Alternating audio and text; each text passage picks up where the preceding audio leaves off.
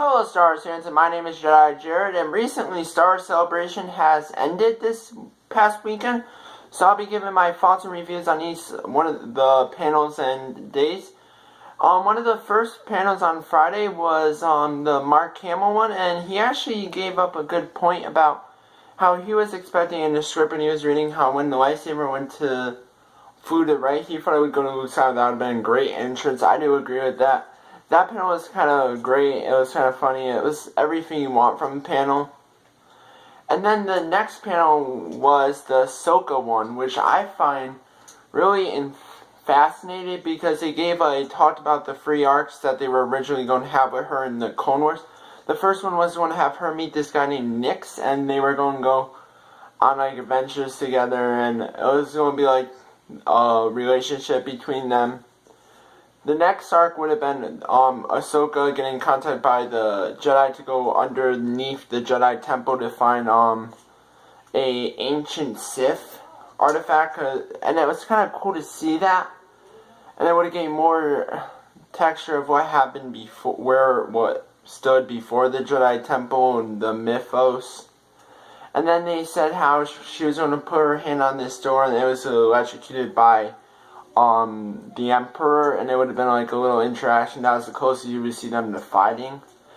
And then the next arc would have been Ahsoka meeting up with Bo-Katan, and then having Anakin and Obi-Wan saying, "We have to capture Maul. He's back on Mandalore." And then they go there, and then Obi-Wan and Anakin have to lead episode 3, and he leaves her these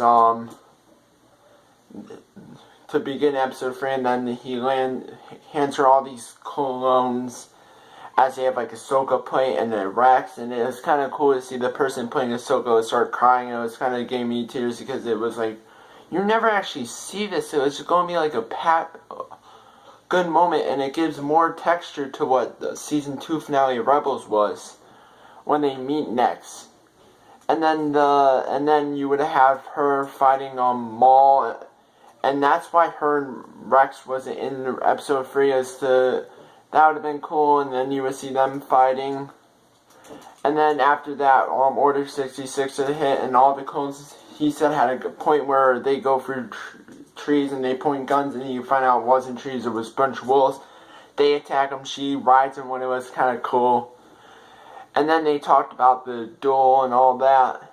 And then he said he wasn't thinking about, and he was thinking about ending her story in Rebels Season 2, and then he's like, due to all the fan reaction, we're having her back, but not in the way you think. I do kind of think that could be Force Ghost of Sun, but in the other panel he said that she wouldn't know it yet.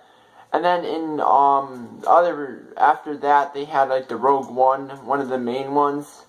I was kind of a little disappointed that they didn't on it, because one of the characters was going, yeah, my character and this guy go off, and his character dies and my character do this. I'm like, you just let it spoil. They had to go past it, and this is kind of annoying. And then you can see my Star Wars Rogue One footage on that reaction. I actually like that. And then they went on the trailer.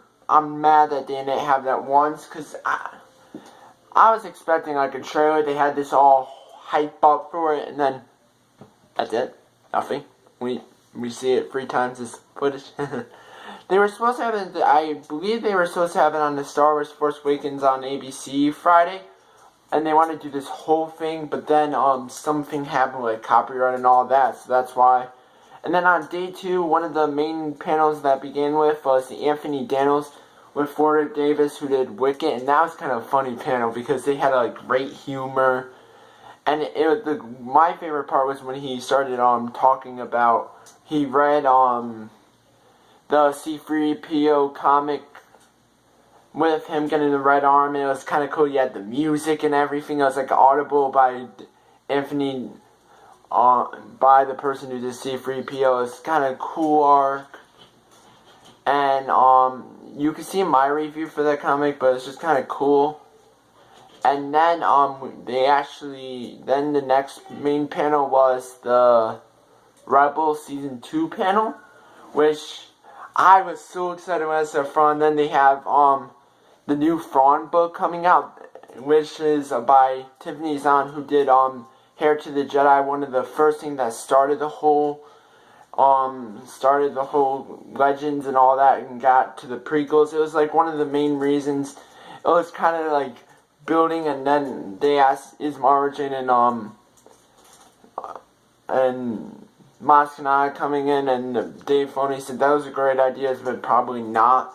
That's kind of disappointing, but I believe that the Rebels panel stole the whole show. And then they had the VR panel, which is kind of very good with they had like a trailer for it with Vader getting his armor. It was like what I wanted to see at the end of Rogue One trailer, and you hear Emperor quoting him from episode 3. It's kind of cool.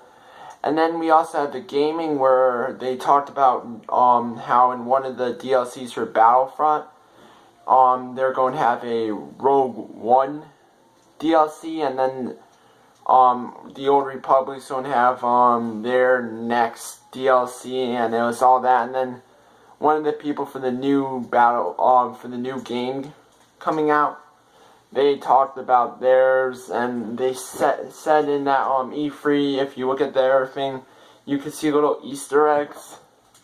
I'll probably have one just to look at this to see what we're getting from that game. And that was pretty much it for Saturday. And then on day 3, Sunday, they had the Princess Leia panel. Then they also had one that we didn't get to see. It was they talked about episode 8, and I'm really excited because it's taking place right after episode 7. And Rian Johnson jokes saying it was kind of nervous for him because he didn't know how much that would have been an iconic scene. And it will take place right after that. It'll be like the first Star Wars film to take place right after the other film. And then they said the Han Solo is officially cast by that character, the actor, and it was just kind of a cool celebration they had. I really liked this celebration. I think, for my opinion, the Rebels panel took it all with the new book, the Thrawn, the trailer is just so great. I think Rogue One could have been better if we had a trailer for the whole wide fans, like Rebels, and then Rebels had the clips, and then they also had the screening of the first 2 episodes of season 3. But it was kind of annoying because it's only for the fans' celebration, but I think that'll probably come in maybe in the fall of October, how they usually do. They usually have the first 2 episodes, then you wait a while, then get the season. But they also, I really wish that they had the future panel where they talked about episode 8 and Han Solo. I wish they had that live stream, but they didn't.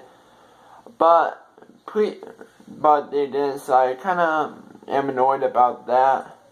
But it was a good celebration, and overall, it was kind of great to hear all the new Star Wars news. I'll probably do more later on. I'll probably do more videos on it. But please like this video, and please comment and tell me how you like this celebration. I kind of believe it was better. I don't know if it's better than last year's, because they had like the Force Awakens, and it was just cool to see the Chewie, we're home. That will be one of the biggest celebration moments from all like last year. And then please subscribe to my channel, and as always, may the Force be with you always.